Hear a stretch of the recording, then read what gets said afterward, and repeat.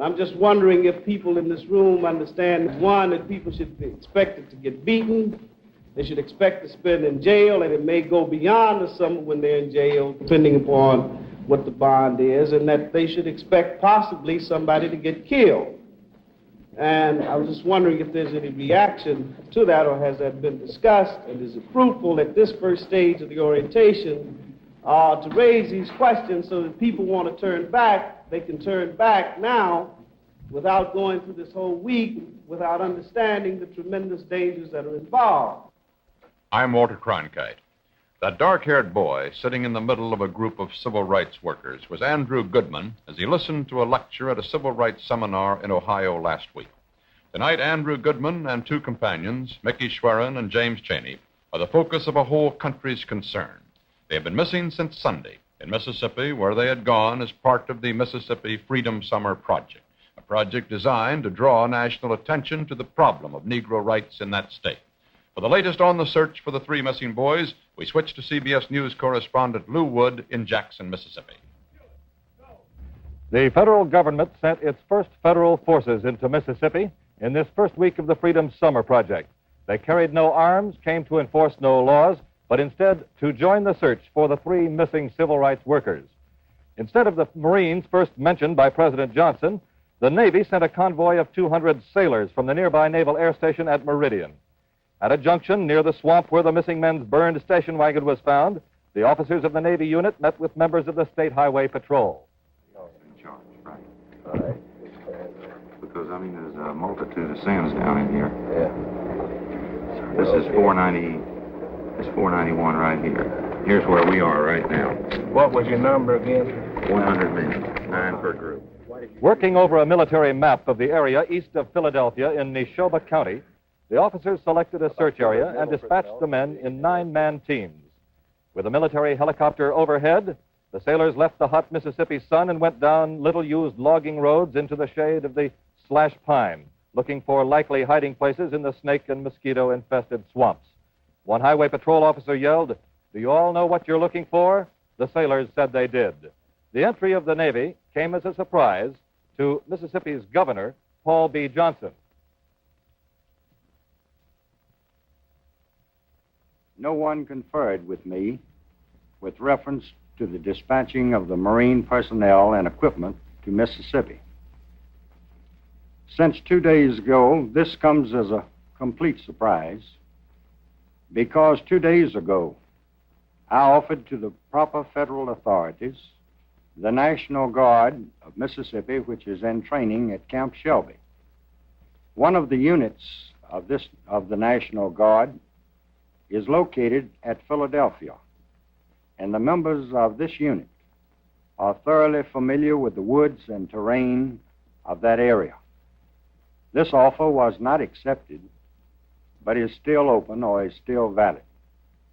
We are determined to maintain peace and order in this state, and we are going to cooperate with all proper authorities in order that our laws are obeyed and that peace and tranquility may prevail. Paralleling the entry of sailors into the case as searchers is the activity here of President Johnson's special representative, former CIA Chief Allen Dulles. Dulles has met with the governor, with other state officials, with businessmen, and with civil rights leaders. Dulles said the Negro leaders made a number of suggestions in the race relations field here in Mississippi. He said his report will be carried to President Johnson. This is CBS News correspondent Lou Wood in Mississippi.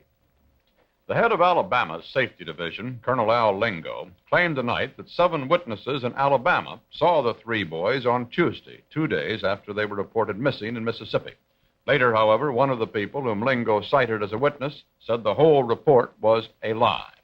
In New York today, the parents of Mickey Schwerin and Andrew Goodman's mother made an appeal for help. As a mother, and as a parent of one of the 3 boys who are missing, I am making this plea to all parents everywhere, particularly to the parents of Mississippi, who, like myself, have experienced the softness, the warmth, and the beauty of a child whom they cherish and love and want to protect. I want to beg them to cooperate in every way possible in the search for these 3 boys, and to come forward with any information of any kind which will help in the search. I want them to do everything in their power as parents, as people, as human beings to protect all the young people in their state. I cannot but feel that parents, no matter what their beliefs, no matter what their views, value their children above all else, and therefore will understand and share our concern. At this moment, there is nothing more urgent than finding the 3 young men who have been missing since Sunday. For our sons, all of them, I beseech your help and cooperation.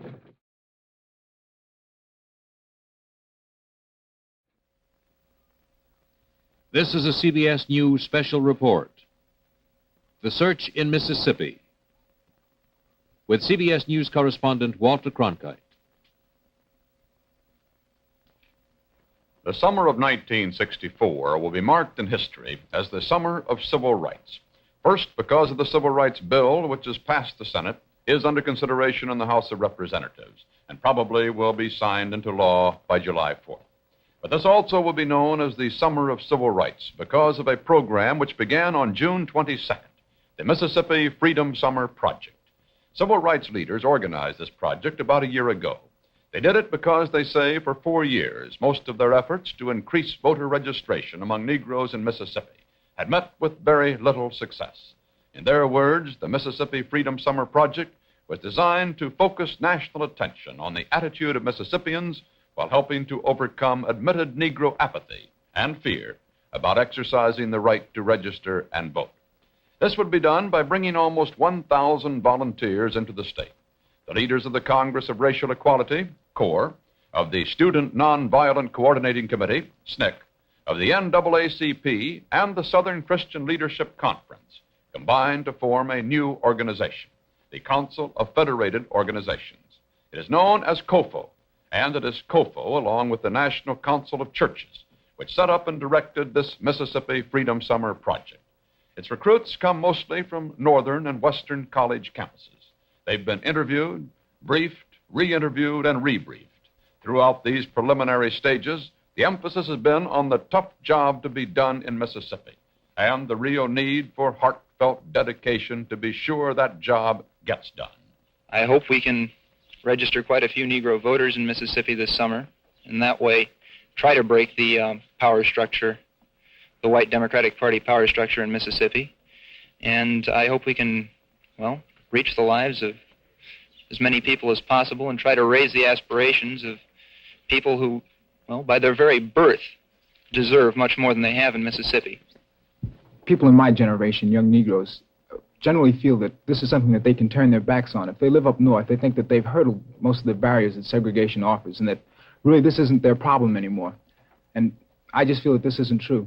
I think coming from New Orleans and having lived in the South for a while, that I know that it is my problem no matter where I am and that I do have to go back. I really believe in these things that may sound idealistic, the Constitution, the Bill of Rights, and I think it's important for everybody to have these, every Southerner. And being from the South, I feel very strongly that if people are denied these things, I feel that I need to do something to correct the situation. This is a meeting of Freedom Summer volunteers in New York's Riverside Church last May. Some will conduct voter registration drives. Many teachers will help establish freedom schools in Mississippi. They were warned their mission will not be pleasant. Sandy Lee, a COFO staff worker from Mississippi. The very fact that you're going to be in Mississippi, you could be arrested for having 2 feet.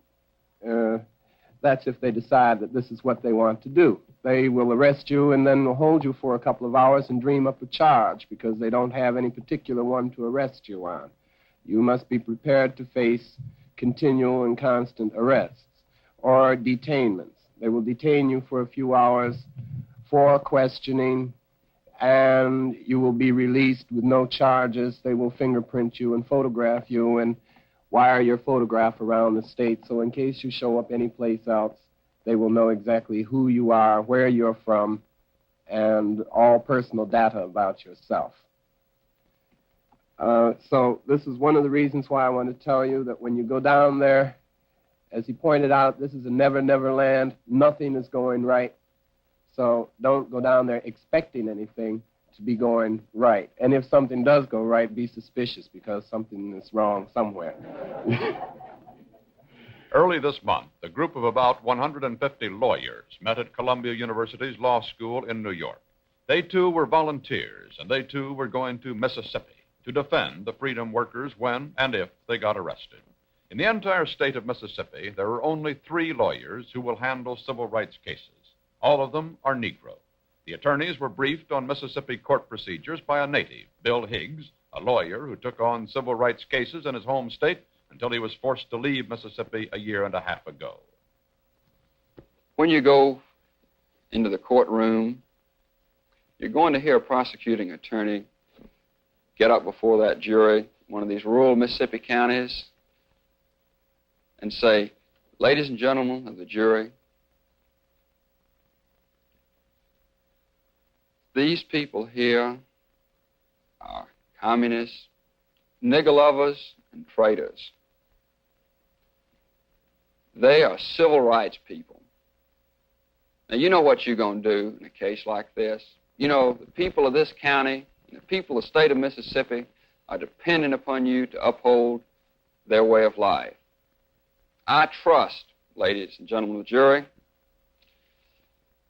that you are going to return that verdict that you know is right in your hearts." And that's what the prosecuting attorney is going to say. And these people may take 5 minutes to return that verdict of guilty against your client. They may not even stay out that long. On the weekend of June 13th, the first group of some 200 volunteers arrived at the Western College for Women in Oxford, Ohio. All paid their own way, and they were all required to have a sponsor agree in advance to provide bail funds should they be arrested in Mississippi. It might have been any summer session at any college campus. This first group was made up mostly of communications workers, volunteers who would try to get Copo's story out to the world at large, and political workers, volunteers who would conduct the voter registration drive. The week's work was outlined to them by Bruce Hanson of the National Council of Churches, a co-sponsor of the Mississippi Freedom Summer. Nobody can predict how the state may or may not react to the fact that there are a number of people giving their summers to work in the state with the staff that's already there. And one of the purposes here on the part of the staff from the state who are here serving as teachers, on the part of consultants and special resource people, will be to make certain that everybody gets a realistic appraisal of the risks involved in this work. As the week progressed, specific assignments were made. So many people to Sunflower County, others to Hattiesburg, Clarksdale, or Natchez.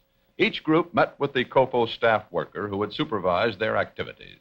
The talk became more detailed. Don't ever go anywhere alone. Avoid riding in cars with white and Negro passengers. Remember that the Negro families you will be living with are poor. Don't expect the kind of accommodations you're used to. And above all, remember that you might be arrested. And if you're arrested, you might be beaten. Try to bring your knees all the way up to your elbows. Don't cross your legs. Hey now, most likely a cop won't try to chunk you in here, but he will hit you across here. You can generally take those licks. But now notice the only other parts of his body that can be hit is across the rump and the back. And if he tries to hit him across here with his billy club, he's going to hit both of his hand and his arm. You see that? He can hit him in the back of the head probably, but he can't get his face, and he can't possibly damage the front parts of his body. And I think that's about the most important. By Saturday, the 20th, the volunteers were as ready as they were ever going to be. They left the same way they came, some by bus, others by private car. This is Matthew Harris from Shaker Heights, Ohio. He's 22, a graduate of Colgate University. He wants to be a writer, so he'll be going on to the University of North Carolina in the fall. He's a communications worker assigned to Columbus, Mississippi, but he's taking 3 other volunteers to Ruleville in Sunflower County first.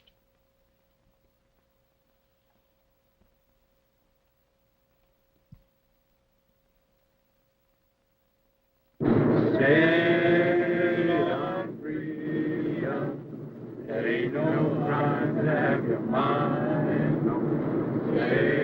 15 hours of steady driving to Memphis, Tennessee.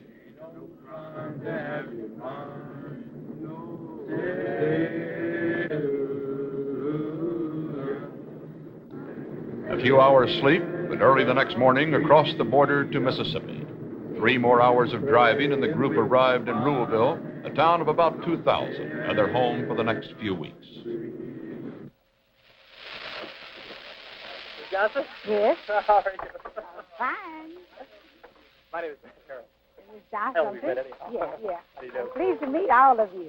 I'm so happy to have you. We here at Root are looking forward to your coming. My name is and Mike Carroll. Yeah. Glad to meet you. Uh-huh. How you do? I'm glad you do. Yeah, I'm Miss Johnson. Miss Johnson.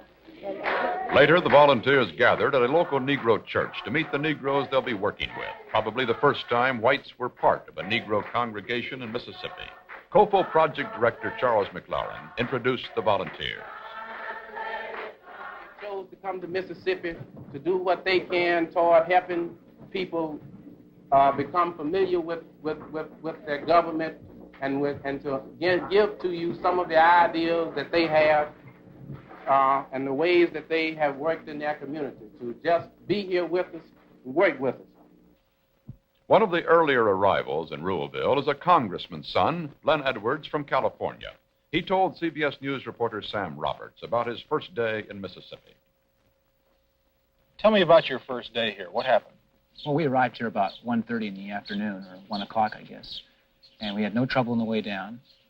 The minute we got here, talked to Mr. Hamer, a police truck pulled up with a very large dog in the back. What you think then?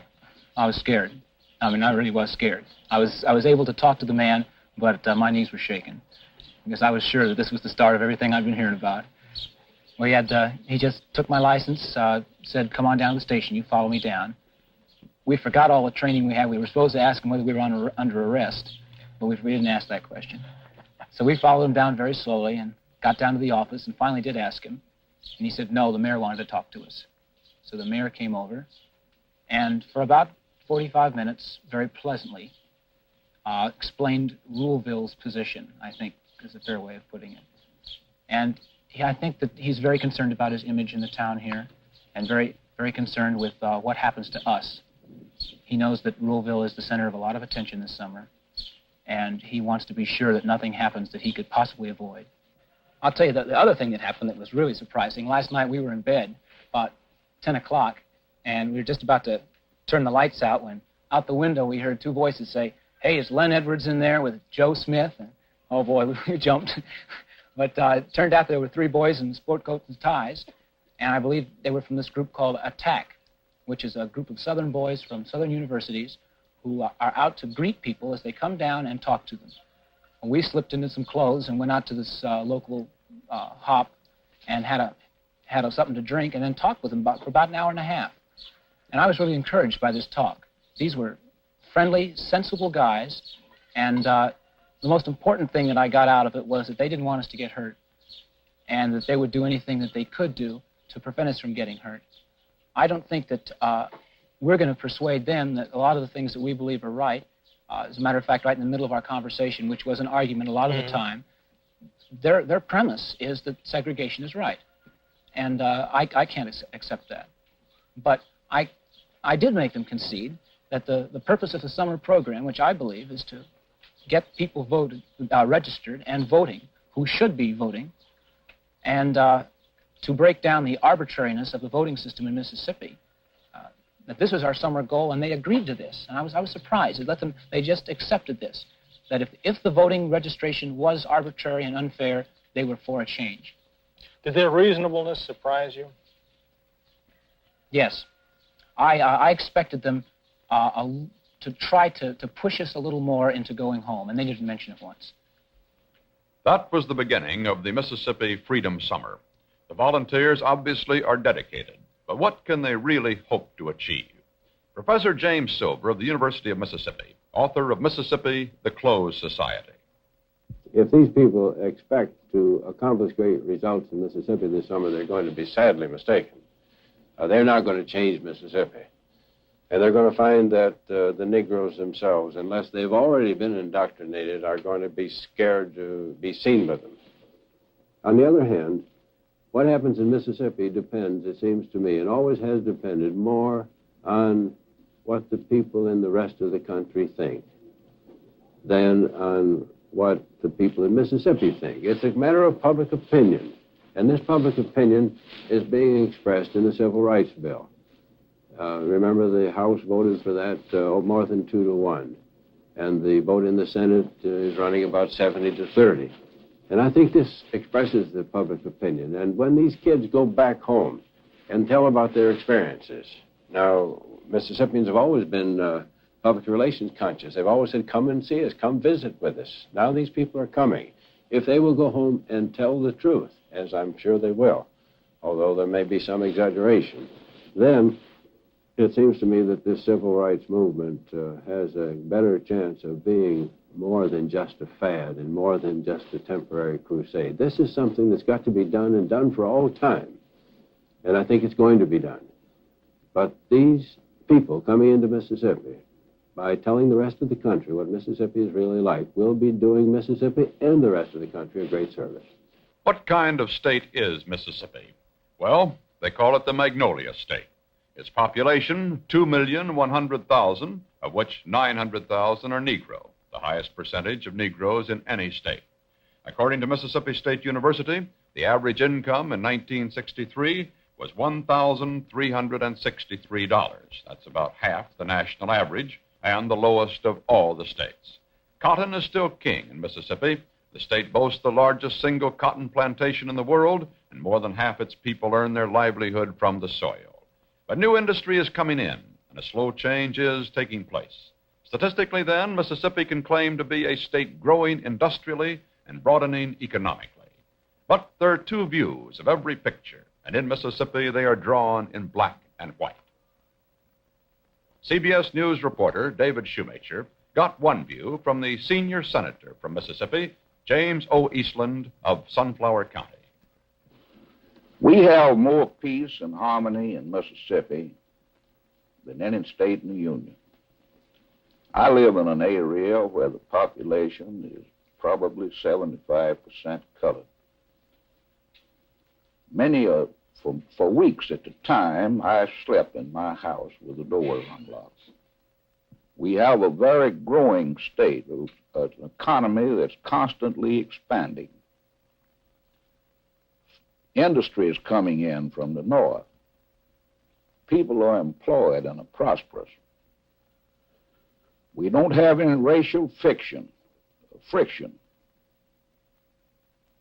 It's mighty good to live in Mississippi. What's it like, though, for a Negro to live in the South, to live in Mississippi? A Negro in Mississippi is employed, makes good wages, is prosperous. He has the finest school system in the United States for his children to attend. They're doing all right. They're happy and they're prosperous. Negroes engaged in the professions. We have a great many Negro property owners. We have wealthy Negroes who live in Mississippi who made their money. Here's a magazine that's gotten out by Negro businessmen. It's entitled Story of Negro Property in State Has Never Been Sufficiently Told. It's gotten out by the Negro businessmen of the state. They have hospitals. Where at the little town that I live has a Negro dentist. There's nothing closed about the society. I think you'll find more school teachers per capita and more businessmen per capita than you will in New York State. Aaron Henry is a Negro businessman in Mississippi. He's also the president of COFO, and the windows in his drugstore in Clarksdale have been broken several times. He gives CBS News correspondent Lou Wood his view of Mississippi. When in our state we have an economy where 32% of the people all over earn less than $3,000 a year. Another 26% of us earn less than $2,000 a year. And in the Mississippi Delta, where we are now, 51% of us earn less than $1,000 a year. We have a question of educational attainment that places Mississippi at the bottom of the ladder, the 50 states. The only reason we are not 51st is because we don't have but 50 states. When we had 48 states, we were 48th. Alaska moved in, we became 49th. Hawaii moved in, we became 50th. When the Virgin Islands come in, we will go to 51st. It's this kind of an affinity for the bottom that Mississippi has had through the years that the present politicians are not willing to tackle. We have the question of the real essence of the problem, of the right to vote. In the last 4 years, some 69,000 Negroes have gone to the registration offices of this state asking for the right to vote. And around 6,000 have gotten by. The question of justice in the courts is a real issue with us. We don't feel as Negroes that we have any opportunity of successfully defending ourselves when we are charged by a crime by any white man or by any member of the police department. We're always automatically convicted. There's never enough evidence to convict a white man of a crime against a Negro, and always enough evidence to convict the Negro of a crime against a white man. Well, now, I figured that these were 4 issues that we're going to have to resolve before Mississippi takes its rightful place in the forward march of America.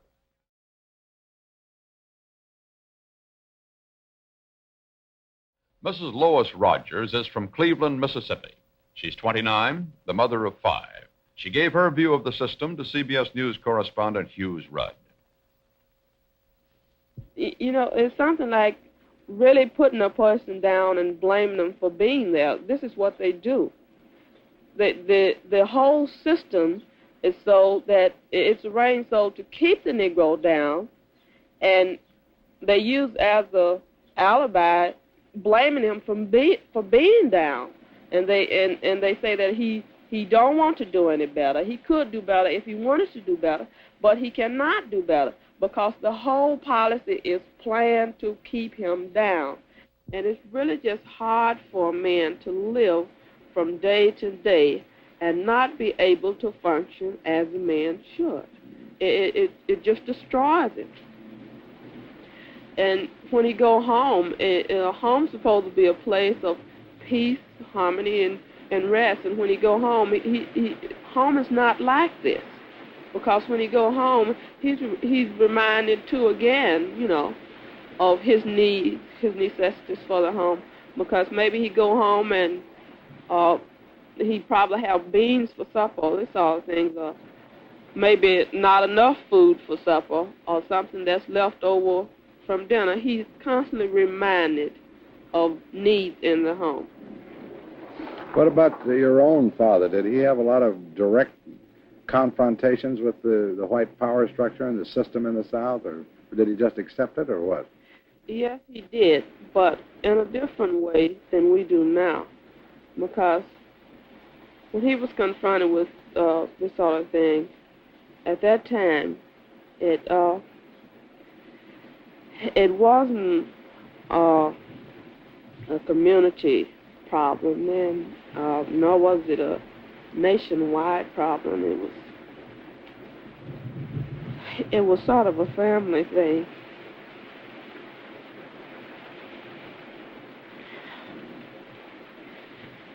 Where if a man tried to stand up and protect his family like any normal man would do, in many cases he was either beaten or killed. My father was killed.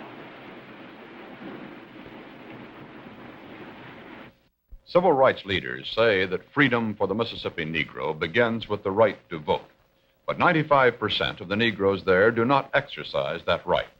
Like people all over the country, some of that 95% is just not interested in voting. But some of them do want to vote, and they say they're afraid to try to register. They say that if they try, they might be beaten, bombed out, fired from their jobs, or even lynched. But Mississippi's Governor Paul Johnson told correspondent Wood the Negroes' fears are not justified. I don't find that there is any great deal of intimidation. I'm sure that there is some intimidation. And I'm sure that that intimidation does exist in every state of the American Union. There's always been some intimidation on the part of one race against another race, or one class of people against another class of people. But I don't find the intimidation to be prevalent in this state. For instance, you had some 28 to 30,000 qualified Negroes in the state to participate in the last campaign for Congress, which took place just a few weeks ago. And of that 25 or 30,000 that could have participated, there were only about 4,500 votes that were cast. The trouble is that the Negro, just like the white man, was not interested. And that this precious right to vote a lot of times is not exercised when a man actually has it. I don't find that there is a great deal of intimidation here in Mississippi, because if there was a lot of it, it would not have been necessary for the Department of Justice to put its men in the field and to personally manufacture every case that has been brought by the Justice Department in the state of Mississippi. They've had to go out and to find these witnesses and to find clients and to encourage them to file these lawsuits and to actually manufacture them, just like a shyster lawyer would manufacture lawsuits, automobile wrecks and things of that type. So if there was a great deal of intimidation, certainly you wouldn't have to go to so much trouble in order to be able to find it and to show it without any doubt at all. On June 8th, COFO staged a hearing in a theater in Washington, D.C. All morning and all afternoon, a parade of Mississippi Negroes testified before a panel of prominent private citizens. Its purpose was twofold: to get the story out to the country at large and to build a case for asking the federal government for protection before the Freedom Summer Project began. About 25 persons told their stories of police brutality, of shots fired in the dark, of bombs thrown at their homes, and of attempts to register to vote. Among them, Mrs. Fannie Lou Hamer. I'll begin from the first beginning, August the 31st in 1962, that I traveled 26 miles to the county courthouse to try to register to become a first-class citizen. I was fired the 31st of August in 1962 from a plantation where I had worked as a timekeeper and a sharecropper for 18 years. My husband had worked there 30 years. I was met by my children when I returned from the courthouse, and my girl and my husband's cousin told me that this man that we had worked for was raising a lot of cane. And I went on in the house, and wasn't too long before my husband came, and he said that this plantation owner said that I would have to leave if I didn't go down and withdraw. And about that time, the man walked up, Mr. Marlowe, and he said, "Is Fannie Lou back yet?" So my husband said, "She is." I walked out of the house at this time. He said, "Fannie Lou said, you've been to the courthouse to try to register, and we are not ready for this in Mississippi." I said, "Well, I didn't register for you. I tried to register for myself." He said, "We are not going to have this in Mississippi, and you will have to go down and withdraw." And he said, "I'm looking for your answer, yay or nay." So I just looked. And he said, "I'll give you to in the morning."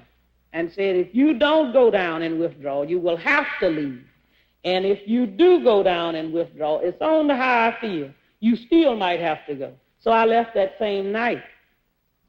There's no attempt to prevent them, as a rule, from registering. Now, we have strict registration requirements. They apply to every person of every race. That meets the constitutional standard. And there's no attempt to disfranchise. Why aren't they registering then? Or why aren't they being registered? Well, they are registering. but not in the numbers that they feel. Well, I don't know about, you see, you go by what some agitator claims who doesn't live in the state and knows nothing about it. There's no registration by race in the state. They're perfectly free to go to the circuit clerk's office and register to vote. Some Negroes charge that they face intimidation if they try to register and vote, that their houses are burned, or they're bombed, or they're threatened with the loss of their job. Does that happen, actually? I don't know of such a thing, and I'm certainly certain that I would know of it. No, I don't. If there's no intimidation in the state, there's no attempt to prevent Negroes from registering to vote. What do you think these people... And the answer to that is the fact that they continue to register, and that you see pictures in magazines of Negroes going in the courthouse to register to vote. Just how does one become a registered voter in Mississippi?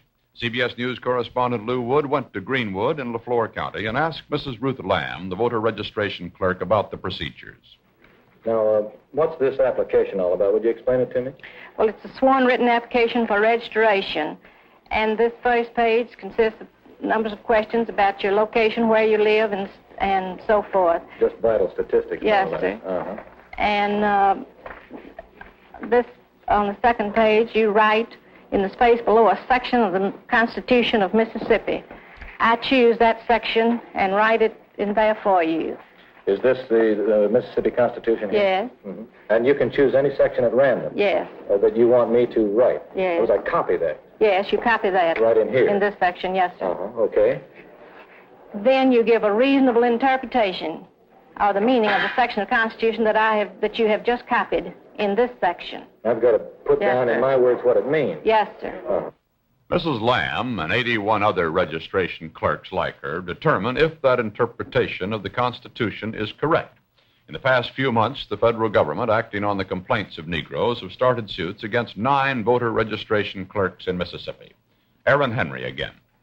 The rules by which we played the game today in Mississippi, you've got to be able to interpret any of 286 sections of the Constitution to the satisfaction of the circuit clerk. Not was your answer right or wrong, but did you satisfy the clerk? We think that this is too much literacy for a person wanting to become a registered voter. We've got to be more literate here than we have to get a hunter's license, wherein the sign might say, don't shoot children playing. But here there is no literacy required. But when it comes to become a registered voter, we've got to be able to be perhaps a PhD in political science. COFO leaders do admit that a good many Negroes in Mississippi are not literate enough to qualify as registered voters. They blame this on the inadequate educational facilities available to Negroes in Mississippi. That's why freedom schools and adult education courses are part of this summer's Freedom Project. One of the facts of life that has to be faced in Mississippi is that there are huge numbers of Negroes who are not equipped to assume the responsibilities of full citizenship. Professor James Silver of the University of Mississippi. My Negro friends don't like this, but I am convinced from observation of over a quarter of a century that by and large, the average Mississippi Negro today is an inferior human being. I hasten to say that he is that way because he has been trained from infancy to subservience. He has been taught by his parents, who have done this in order to protect him. He has been taught that he is inferior.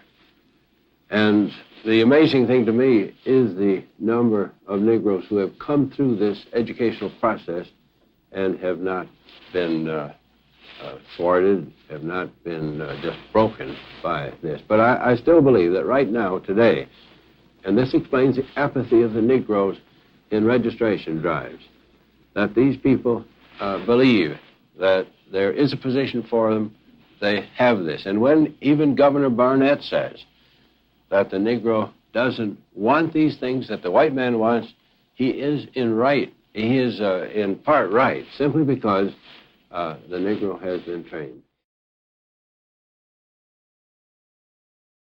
Mississippians have known for some time about the Freedom Summer Project.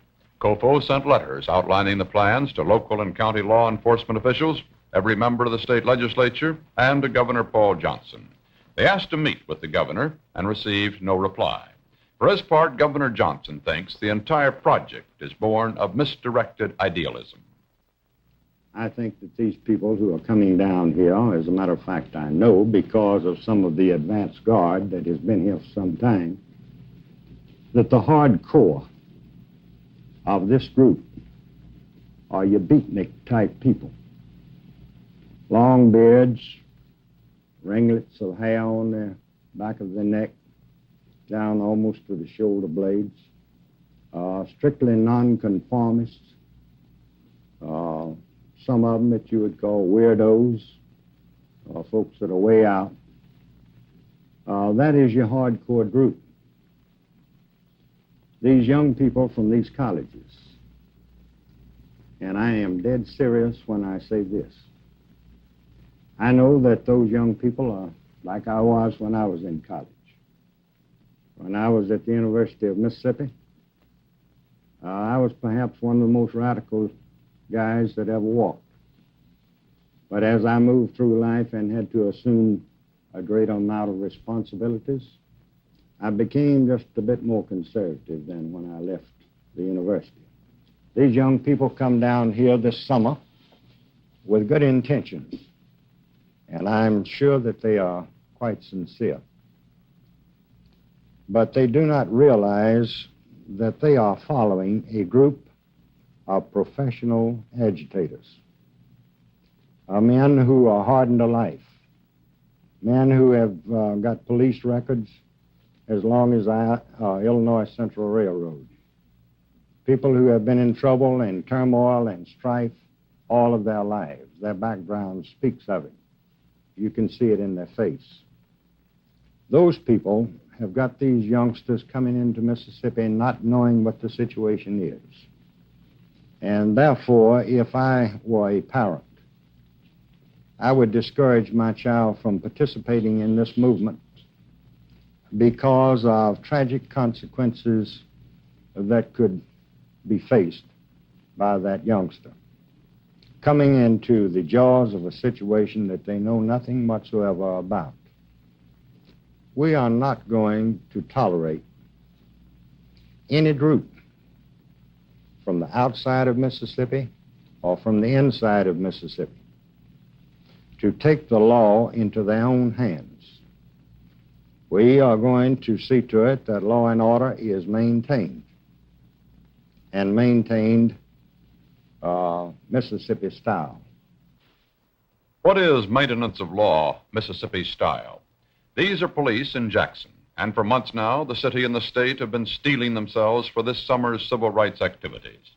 The State Highway Patrol's manpower almost has been doubled, and its role expanded from traffic enforcement to preserving the peace. Jackson also has 6 trained police dogs.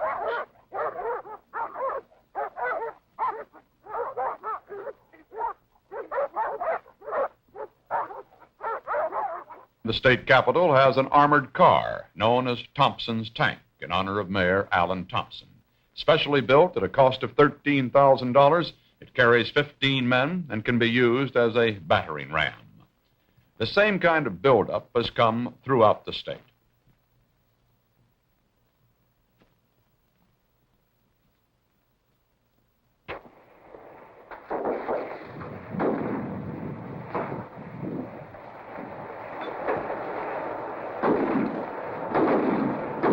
The situation in Madison County was described by Sheriff Jack Coffin. Tension has been very high. It is growing. And where that breaking point will be, no one knows. We've taken time and trouble to meet with many of the civic organizations, both rural and urban. We would requested our people, our John Doe citizens, to please let the law enforcement officers handle the job, whatever trouble that might come. And they've been very cooperative along this line. Now, as to the outside people coming in, I don't know. We hope we'll have that cooperation. We hope they'll let us know they're here, why they're here. If not, we'll try to find out why they're here and give them what protection they need. The police and the Mississippi Summer Freedom Volunteers are aware of the hidden danger, the threat of the racial extremist. Governor Johnson says Mississippi is a big state and authorities can't keep their eyes on everyone. But not everyone there is an extremist. There are those who can talk about the COFO students without using hate words, but who nonetheless wish the whole thing never had started. In Greenwood, correspondent Lou Wood spoke to some businessmen. Well, I'd like to know what you think about the students coming in here this summer. Well, I am very sorry that they are coming. They are invaders, potential troublemakers, and the only result that I can see from their coming is a long, hot summer of agitation and probable violence, which we certainly do not want here in Greenwood.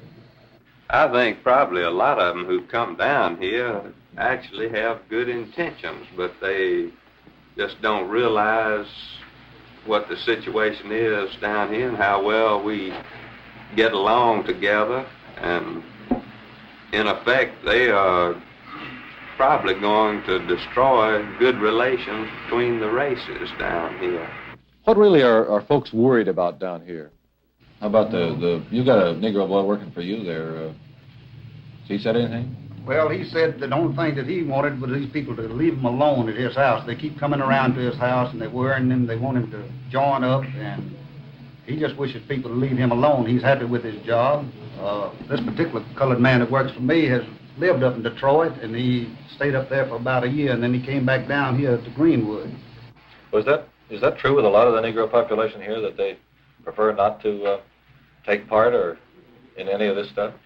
Yes, it is, and not only would they like to be left alone, but I think all of us would like to be left alone. The real crux of our problem, as I see it today, under the Civil Rights Bill, is that it is an attempt to revolutionize society by force. Now, if left alone, we can possibly work this thing out. Certainly we can do it without violence. But if these outsiders who presume to help us come into Greenwood, Mississippi, and under this provisions of the Civil Rights Act, attempt to desegregate all the facilities in Greenwood at one time, then I think we all fear what might happen. In most cases, I think we have a group of 18, 19, possibly 20-year-olds coming in as experts to try to help us in our race relations. And I wonder what their experience has been and why they feel that they are qualified to work in this area at all.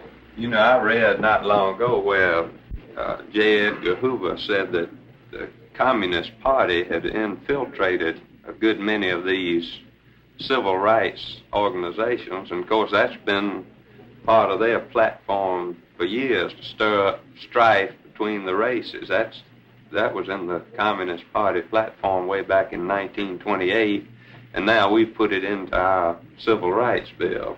And also the fact that the National Council of Churches is also supporting this drive is a matter of considerable concern to me. It, along with some integrationist organizations, I wish the churches would stay out of racial matters.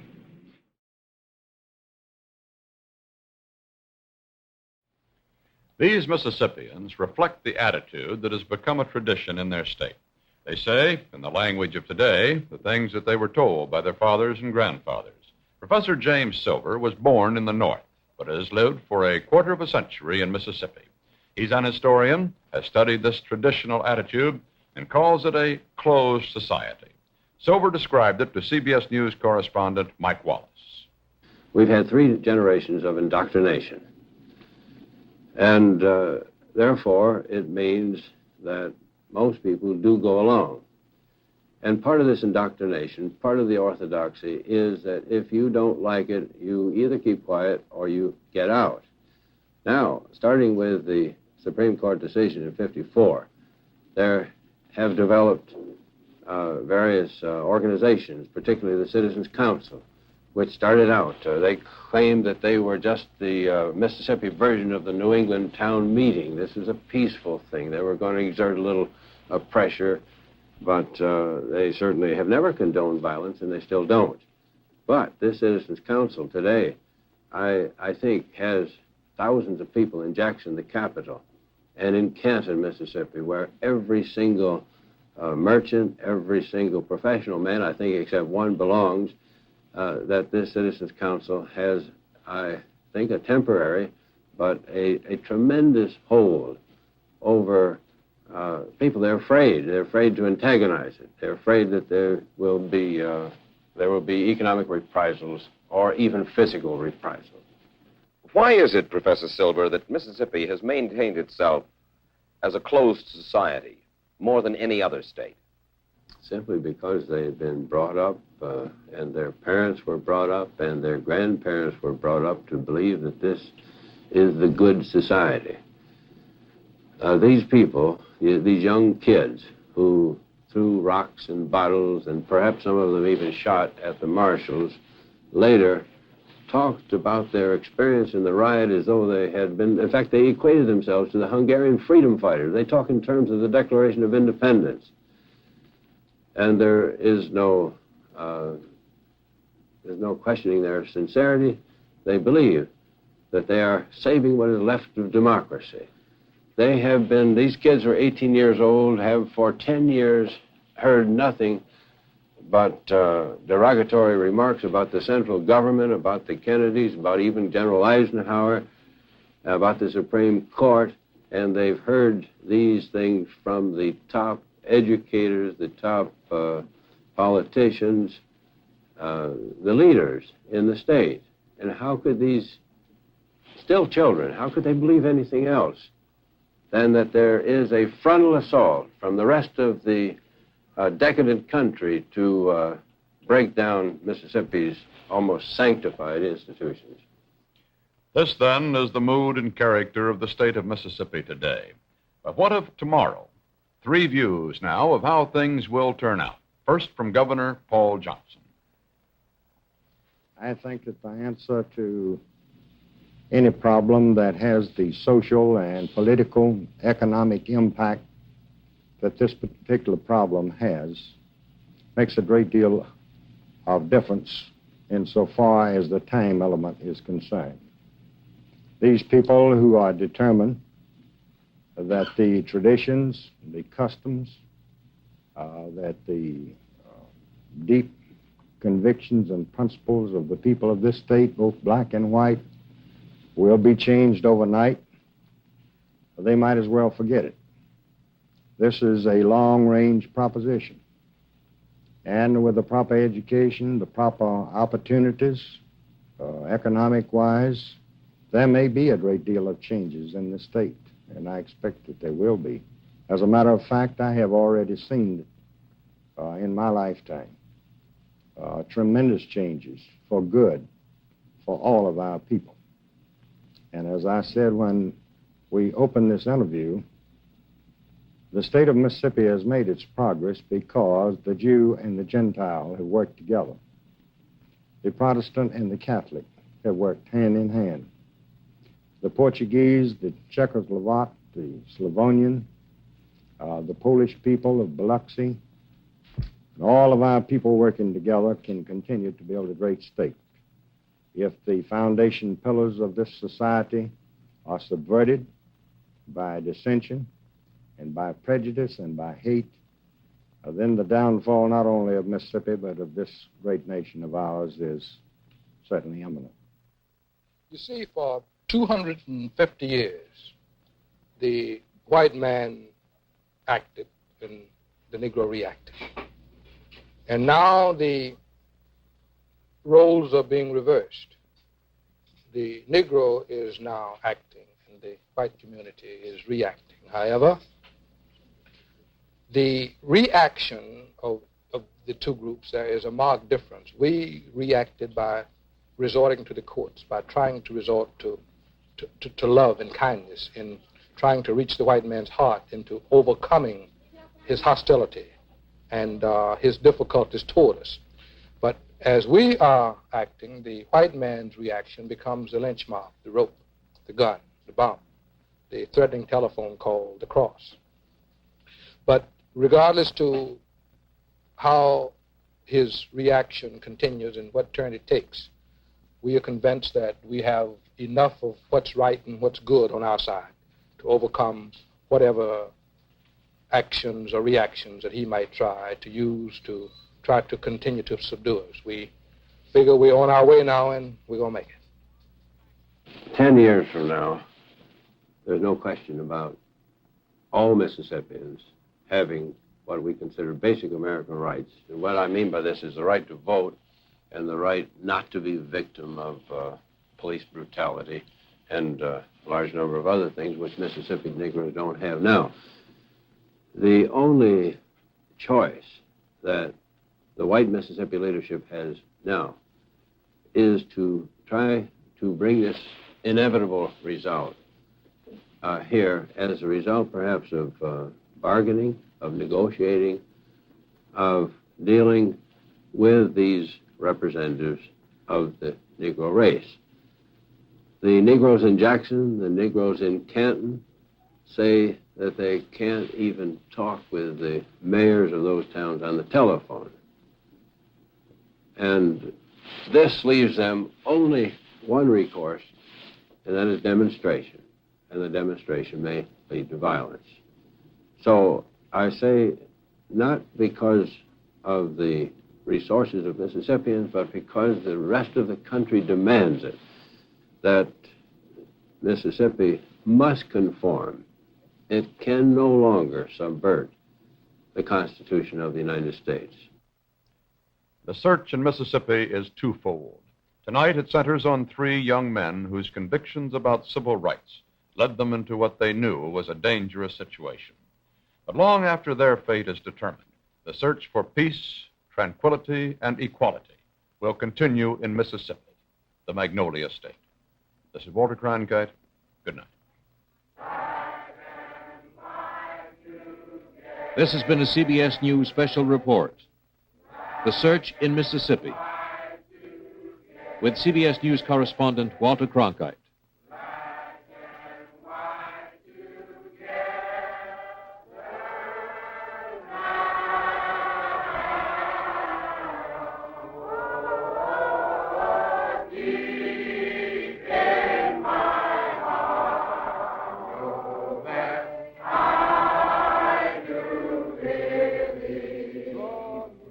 This broadcast has been produced under the supervision and control of CBS News.